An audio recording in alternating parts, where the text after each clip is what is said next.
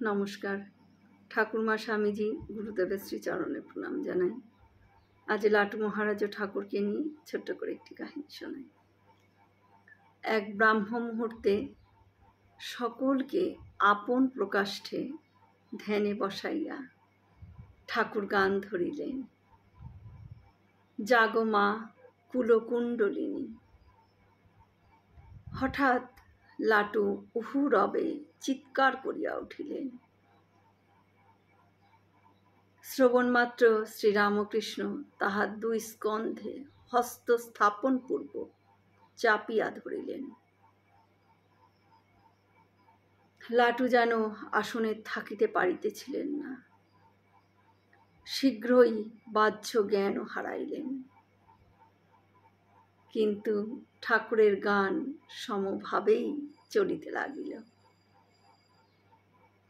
অপর একদিন লাটু শিব মন্দিরে ধ্যানে প্রেরিত হইয়া অল্প পরেই ধ্যানযোগে কালাতীত অবস্থায় উপনীত হইলেন।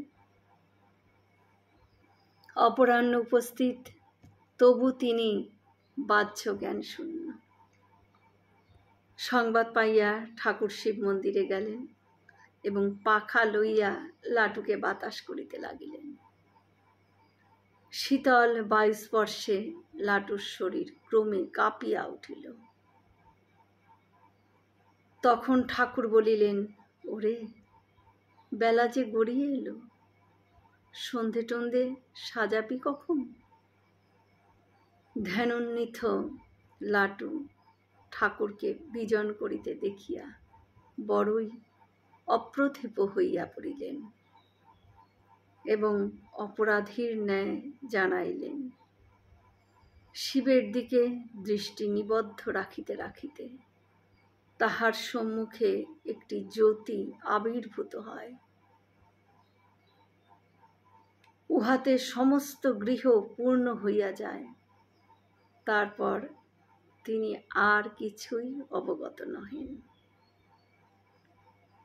ঠাকুর শুধু বলিলেন, বেশ বেশ, এরকম আরো কত কি দেখবি রে। এখন এই সন্দেশ আর এক গ্লাস জল খা দেখি।